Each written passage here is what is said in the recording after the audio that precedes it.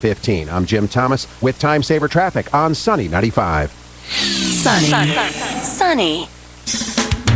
Welcome to The Reasons We Smile with Dr. Kvitko, the show that brings you man-on-the-street interviews, celebrity guests, groundbreaking research, and heartwarming stories about the reasons we smile. Our show is also known as everything you've always wanted to know about dentistry, but we're too numb to ask. Hello, I'm General Dentist Dr. Kvitko, and thank you for joining me today. The following views and opinions do not necessarily reflect those of this station, its staff, management, or parent company. To hear a replay of this show or one of the great shows that previously aired, log on to thereasonswesmile.com or iTunes, keyword Dr. Kvitko or The Reasons We Smile. Listeners should not use Dr. Kvitko's comments and advice in place of an actual dental exam. Brighten your life with a smile that shows the professional touch of Dr. Kvitko. Time now for The Reasons We Smile with Dr. Kvitko. Call 459-9769 to discuss your dental issues. Now, here's your host, Dr. Kvitko. Hello, everyone. Welcome to The Reasons We Smile. I'm Dr. Kvitko. This is episode number 549. Thank you so much for joining me. Before we get started, I'd like to remind you, if you'd like to follow me on Twitter, it's at Dr. Kvitko. And if you'd please go to my office Facebook page and like us, that would be awesome. All past episodes, complete with video, are available at thereasonswesmile.com, and we're streaming live on Facebook. Now, we always do a Dr. Kvitko's question of the day each week, so all you have to do is pay attention, and you're going to have a chance to win flowers from DeSantis Florist. So we'll be giving away those flowers in about 10 minutes. So today's topic is antibiotic use, all right? And it was kind of the idea came from an article that was in the Columbus Dispatch on Monday, July 16th. It was written by Joanne Viviano, and it mentions the fact that there was a workshop that pulled together Central Ohio dentists and orthopedic surgeons to discuss responsible antibiotic use, and is being hailed by a federal expert as a positive step toward preventing the sometimes deadly consequences that come from unnecessarily prescribing the drugs. All right, Dr. Lori Hicks, Director of the Office of Antibiotic Stewardship at the Centers for Disease Control and Prevention, attended the event last month at Ohio State University. As their work evolves, I think they could become a great example of how to bring two very different types of providers together and bring them to the table and find common ground and ultimately lead to better patient care. That's according to Dr. Lori Hicks. At issue is a decades-long practice in which patients with joint replacements were given preventative antibiotics whenever they underwent a dental procedure, from routine cleaning to surgery. The fear was that the procedures released bacteria into the bloodstream and could cause an artificial joint to become infected, a complication that can lead to potentially catastrophic circumstances. But infectious disease specialists say research doesn't support that practice, and that using unneeded antibiotics can lead to drug-resistant infections, including Clostridium difficile, known as C. diff, which can cause a sometimes fatal colon inflammation. Updates to guidelines and policies from the American Dental Association and the American Academy of Orthopedic Surgeons have attempted to address the issue. American Dental Association Clinical Practice Guidelines, most recently updated in 2015, say such precautionary antibiotics are not recommended before dental work in patients with artificial joints. Yet corresponding criteria by the American Academy of Orthopedic Surgeons, drafted in 2016, with input from dentists, say there are some circumstances in which antibiotics should be used. Therefore, a dentist might give a patient advice different from what was received from an orthopedic surgeon. And this is a quote: "The patient is stuck in the middle. Which doctor should I listen to?" said Deborah Goff, an infectious disease specialist in the College of Pharmacy at the Ohio State University, who sought to organize the June workshop after her dentist husband encountered a patient who struggled with that question. All right, so the event drew about 50 participants. Deborah Goff said that the result was beyond successful and that the groups came to a consensus, with many backing away from opinions that such antibiotics should be given for life before dental procedures on people with joint replacements. Dr. Andrew Glassman, chair of orthopedic surgery at Ohio State's Wexner's Medical Center, said trends indicate that there soon will be 900,000 to 1 million joint replacements performed each year, with about 20 to 30 million people with artificial joints already in the United States.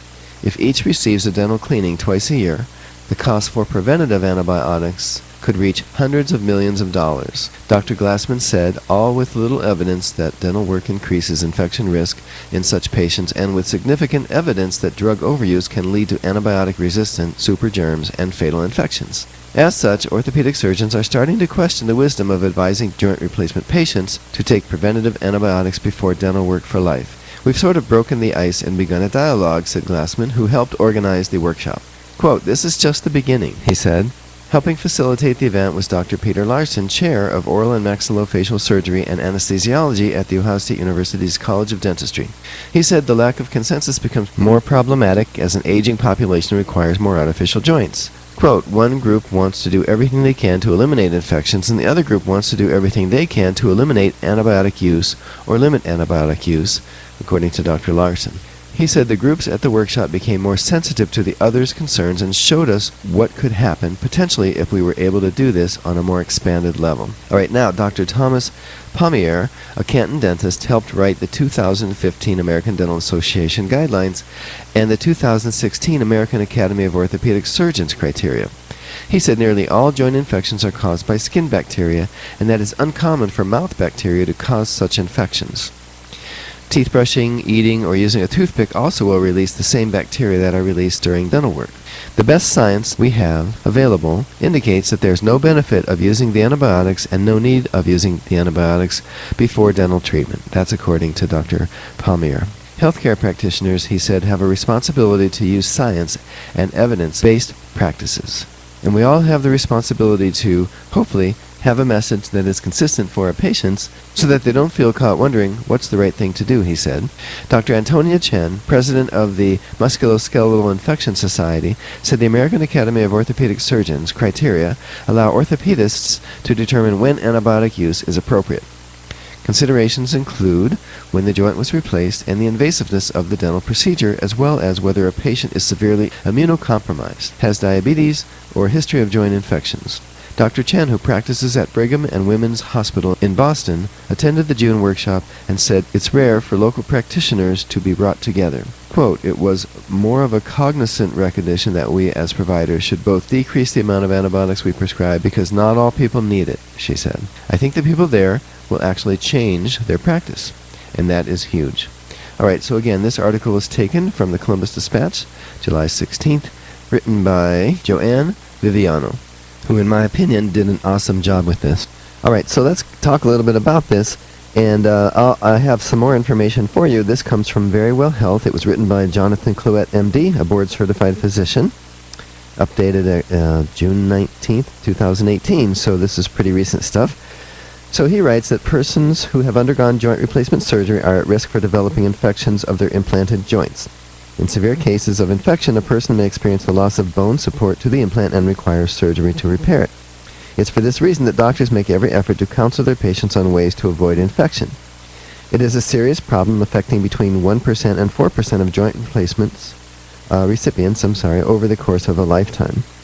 So the way joint implant infection occurs, the most common route actually is of a bacterial infection into the body through broken skin. While normal tissue can typically defend itself against the invading bacteria, the inorganic material of a prosthesis cannot.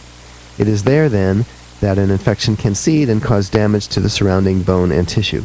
Another possible route involves oral infections and certain types of dental work, which is what we've been talking about here. During a dental procedure, or any invasive medical procedure for that matter, bacteria can often enter the bloodstream if the tissue is broken. With little immune protection, any infection of a knee replacement, for example, or a hip replacement can quickly turn serious, increasing the risk of complications and disability. So it's kind of serious. It's a serious thing we need to keep in mind, because if you get this serious infection, it affects the bone where the implant attaches, and you no longer have the ability to wear an artificial knee or an artificial hip, you can become wheelchair bound. All right? To avoid this, doctors, as we've talked about, will recommend a course of antibiotics before any invasive procedure, and yet at this symposium, it was mentioned that there's really no science that supports that. So, that's the issue that we're talking about. And so I just want you to remember that people who have undergone artificial joint replacement surgery, they're at risk for developing infections of the implanted joints. The most common route of a bacterial infection is through broken skin, and another possible route involves oral infections and certain types of dental work, because that's going to be important to you when we do Dr. Kvitko's question of the day here in a couple minutes, all right? So now, I want to talk about, let's talk about the current recommendations for dentistry. So besides the confusion that we've talked about, and by the way, years gone by, we used to give people antibiotics for, they would take 2,000 milligrams of amoxicillin, for example, and that would be something like 4 hours before, and then they would take them for 1 or 2 doses afterwards. So you were really loading up the person's body with antibiotics, and it was in an abundance of caution to protect these joints. Then it was changed, and this is also in conjunction with the American Heart Association. It was changed to say, hey, let's just give it to them 1 dose 1 hour before. Just 1 dose, 2,000 milligrams, and then you're done. Okay. Now, some of the people that were used to taking follow-up doses later felt very uncomfortable with that, but over time, we were able to explain to them that this is the new guideline. This is based on research and science and a collaboration of the American Heart Association and the Ohio Orthopedic, not the Ohio, but the Orthopedic Association, the Orthopedic Surgeons. It's called the American Academy of Orthopedic Surgeons, AAOS. All right. So now, and the most recent thing that came out is that we are now being told we don't even need antibiotics for the heart, for the people that have, mitral valve prolapse. We only need antibiotics if somebody actually has an artificial heart valve or a heart transplant, but we don't need it for any other thing.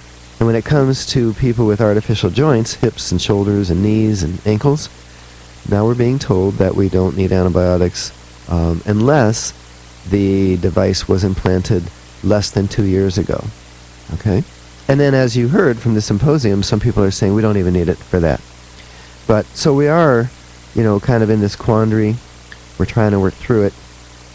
But so anyway, kind of that's where we are, and I wanted to make sure you knew what the answer to Dr. Kvitko's question of the day is. When we come back, we're going to do that soon, and later in the show, we're going to talk about things that you would and would not take antibiotics for, things that I prescribe antibiotics for in my office, and some good information coming up. But I think we are going to stop now. We're going to do Dr. Kvitko's question of the day. You're going to have a chance to win free flowers from DeSantis Florist. But before we do that, we'd like you to listen to this. This station will not be held liable for any contesting during The Reasons We Smile with Dr. Kvitko. Participation in the contest allows Dr. Kvitko to record and broadcast your name and call. 1 winner per household. Prizes are non-transferable, cannot be substituted, and are subject to taxes and fees. This station cannot be responsible for the inability to enter the contest, whether due to equipment malfunction or telephone difficulties. All decisions of Dr. Kvitko concerning this contest or eligibility are final.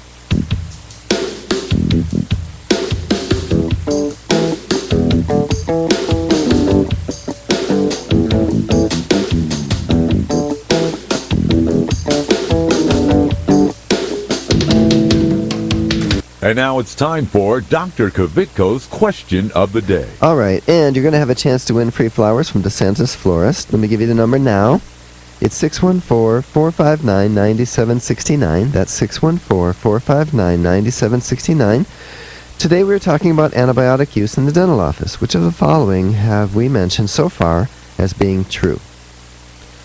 A. Persons who have undergone artificial joint replacement surgery are at risk for developing infections of their implanted joints. B.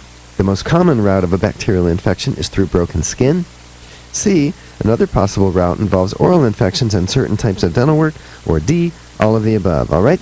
The winner's going to receive those free flowers from DeSantis. The number to call is 614-459-9769. So go ahead and call now. You won't believe it though. I wanna hear your mind, and there's nothing else in the world tonight. She said people don't take the time. Hey, people don't take the time.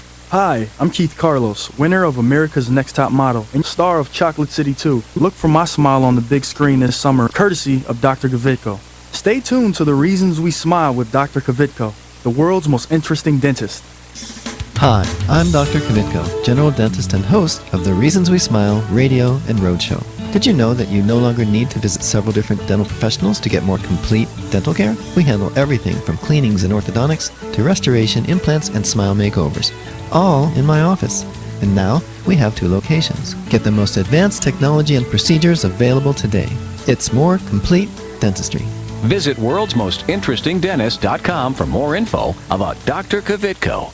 Dr. Kvitko, let's go!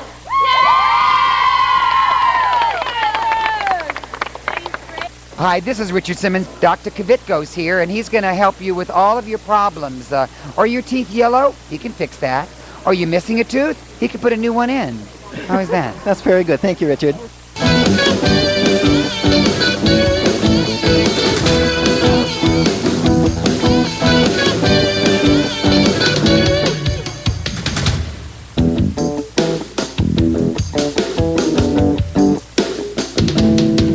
All right, we're back. We're doing Dr. Kvitko's question of the day. We have our winner on the line. It is Sarah. Hi, Sarah. How are you? Good. How are you? I'm good. So, hey, thank you for listening. Thank you for calling in. And what is the answer to Dr. Kvitko's question of the day? D, all of the above. D, all of the above is absolutely correct. So, hey, Sarah, again, thank you for listening. Please stay on the line. We're going to get the information where we can send you those flowers, okay? Thank you, Dr. Kvitko. You're very welcome from DeSantis Florist. All right, so if you're just joining us, I'm Dr. Kvitko. This is episode number 549, and we are talking about antibiotics, basically discussing antibiotic use in the dental office and what kinds of things you should know. And we started by citing an article by Joanne Viviano, written in the Columbus Dispatch, about a symposium that was held at the Ohio State University, where they brought people from different disciplines. They brought physicians together, orthopedic surgeons together, pharmacy, dentists, and to talk about this quandary, which is the doctor oftentimes tells a patient, hey, make sure you take antibiotics when you go to the dentist, and then the research doesn't support that, and the dentist is hearing, like I've heard, we no longer have to do that, especially for mitral valve prolapse, and so we're trying to sort through this and hopefully come up with a better situation so the patients aren't caught in the middle. So the current dental recommendations, they're still confusing, not only among patients but doctors as well, as to who should receive antibiotics before dental work. We talked about in the past it was for all dental procedures for the first 2 years after an implant surgery. That was then extended in 2009 for 2 years, from 2 years to lifetime. But it was only 3 years later, in 2012, that the American Academy of Orthopedic Surgeons and the American Dental Association had a complete turnaround in policy. In their revised guidelines, the 2 organizations jointly stated that antibiotics should not be considered mandatory for persons undergoing routine dental work. And in defending the decision, both the AAOS and the ADA stated that there was no evidence to suggest that the routine administration of antibiotics reduced the risk of joint implant infection. Similarly, the governing bodies were unable to endorse the use of oral antimicrobials prior to dental work and only reached consensus in recommending healthy oral hygiene as a means of ample protection. So, hey, we're working through it. By the way, we've been told, dentists have been told, it's whenever we're going to cause bleeding, but then it's been pointed out that so does toothbrushing and toothpicks and flossing cause bleeding. But we do encourage people to have a healthy mouth, as healthy as possible, because that will go a long way. There won't be as much bacteria in there to get into your bloodstream in the first place. Now, I mentioned we were going to talk about antibiotics and the times when you would use them and when you wouldn't. So there are six smart facts about antibiotic use. This is actually put out by the CDC, and so it starts with by giving so basically it says, number 1, antibiotics are life-saving drugs. That's really good to know, and it's very true. Number 2, antibiotics only treat bacterial infections. Okay, a lot of people think they treat everything or treat viruses, but they don't. They only treat bacterial infections. Number 3, some ear infections do not require antibiotics, and I think we've probably fallen into the trap of thinking that all of them do. Number 4, most sore throats do not require antibiotics. Number 5, green-colored mucus is not a sign that an antibiotic is needed. Number 6, there are potential risks when taking any prescribed drug. You would think everybody knew that, but I guess they don't. So now let's just go over the illnesses that we're talking about, some of these different illnesses. So for cold or runny nose, those are usually caused by viruses. So antibiotics would not be needed in instances of that. Bronchitis or a chest cold in otherwise healthy children and adults are usually caused by viruses. There are some instances, though, where they could be caused by bacteria. So for the most part, you will not need antibiotics for bronchitis or chest colds, but there are some rare occasions, maybe one that's just lingering or not responding to antivirals. Your doctor will help you with that. Now there's one whooping cough. That is bacterial, and yes, you will need antibiotics for whooping cough. Okay, so if you have whooping cough, you need antibiotics. The flu, or influenza. The flu is a virus. Therefore, you will not need antibiotics if you have the flu. Now, I will say that the flu can weaken your body to the point where you can get some type of a secondary bacterial infection, but that wouldn't be immediate. It would be over time, and your doctor should be able to pick up on that. Strep throat. Strep throat is bacterial, and strep throat does require antibiotics. Okay? And there's something about strep throat that I want people to know. We all know that strep throat is considered dangerous, that we need to act quickly, right? So, and here's the reason. If you leave strep throat unchecked, if it's just allowed to go without treatment, it can become rheumatic fever. If you leave rheumatic fever unchecked, it becomes rheumatic heart disease. And rheumatic heart disease actually damages your heart valves. So that's not good. So that's why strep throat is so important to discover that you have, and then secondly, important to get treated with antibiotics. Okay, sore throat, except with strep, if all you have is a sore throat, that's usually virus, or always a virus, and therefore no antibiotics would be needed. If you have fluid in the middle ear, otitis media with effusion, that is caused by a virus, and so you would not need antibiotics for that. Urinary tract infection is caused by bacteria, and you would need antibiotics for that. Now a sinus infection, and by the way, I deal with sinus infections a lot because the sinus infection can put pressure on the upper teeth ever so slightly and makes all of your upper teeth hurt, or maybe even all of the teeth on that side. So, but anyway, a sinus infection is more often than not viral, meaning you would not need antibiotics, but there are instances where it can be bacterial, and so it may be recommended that you take antibiotics for that. An ear infection. Now remember, we mentioned fluid in the middle ear is viral only, but an ear infection is also usually viral only. However, there are cases where it can be bacterial as well, and so antibiotics may be recommended for ear infections, okay? So hopefully you were paying attention, maybe wrote that down because that's good information that you can use, and you'll know when you need antibiotics and when you don't, or what to tell your doctor. And looking at the clock, it looks like it's time for us to go to a break. You're listening to The Reasons We Smile with Dr. Kvitko, episode number 549. We're discussing antibiotics and dental care, and we'll be right back. You can't take me as I am, not just a little bit. I don't know who to be. I'm a paper cup, baby, of the sea. I know you see it too, 'cause you're too much for me. This is Clark Kellogg. Stay tuned for more of Dr. Kvitko. Estás escuchando con Dr. Kvitko aquí en su estación favorita. Hi, I'm Dominique Reichert. Like what you hear? Why not use the show to promote your product or service by becoming a sponsor? Call 614-262-9588 to learn how. That's 614-262-9588. Call now. Hi, I'm Dr. Kvitko, general dentist and host of The Reasons We Smile radio and roadshow. I've been honored to help several famous people get a perfect smile, like Keith Carlos and Dominique Reigard from America's Next Top Model, and Ted the Golden Voice Williams from right here in Columbus. Isn't it time you had a celebrity smile? It costs less than you might think, and most of the time, it can be done in one visit. A new smile can make a world of difference. Visit worldsmostinterestingdentist.com for more info about Dr. Kvitko. I'm Grandpa, and I go to Dr. Kvitko, and I still have all my teeth. Real ones. Where's my glasses?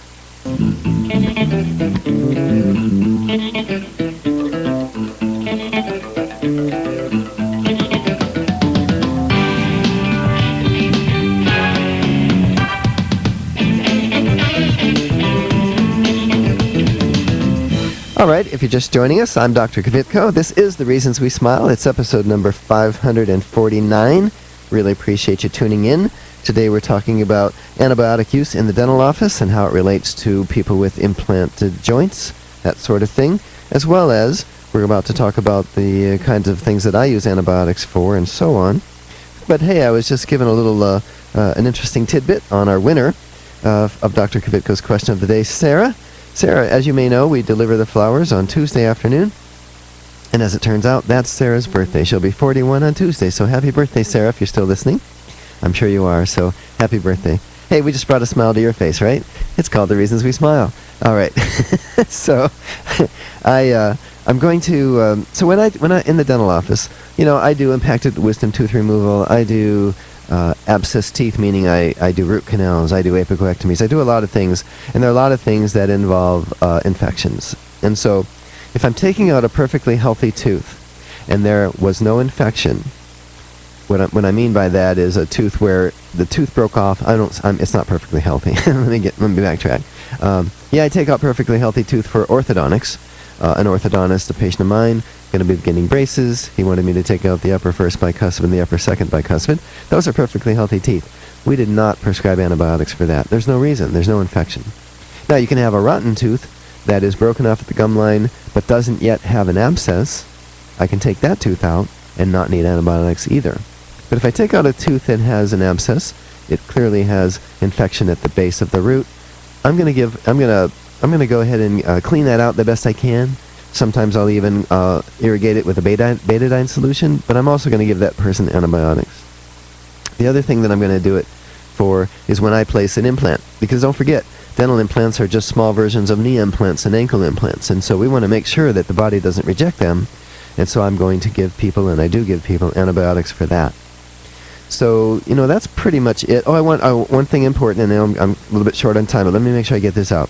I have all the time people come in, and they need a root canal. They know that. They've been told by a dentist before coming to me, and they say, well, can't you just give me antibiotics for my abscessed tooth? And the answer is, I could, but it's not going to solve the problem. It's not going to solve the problem. Why? Because the bacteria can no longer flow into the area where the infection is. That would be inside your tooth, right? It can't get inside your tooth because there's no blood supply there anymore. And that's why antibiotics prior to a root canal make no sense. I do know that people go to the emergency room a lot. They're given those antibiotics. They claim they feel better. I don't know how. But what they really need is treatment. That's the only thing that's really going to make this tooth better is intervention by a dentist. We actually have to go in, clean it out, and then once we've taken away the bacteria that were in your tooth, well, now your own antibodies honestly can kill the rest. But we always augment that by giving you a little bit of antibiotics as well. Okay, so that's pretty much it, folks. It's hopefully I was able to explain it in a way that makes it more useful and something that you can kind of, if you took notes, you'll be able to use in your daily life. So I really appreciate you listening and all of that. And I want to say hello to my son, BJ, his wife Mary, and my grandsons Nick and Oscar. They're in town visiting, and I'm enjoying every minute of it. So later today, we're going to go out and have some fun, guys. All right, so looks like I'm just about out of time. I want to say that basically, don't forget to follow me on Twitter and visit my office Facebook page and like us. It's Dr. Kvitko and Associates. Remember that all past episodes, complete with video, are available at thereasonswesmile.com. Be sure to tune in next week and every week right here on your favorite station. Goodbye.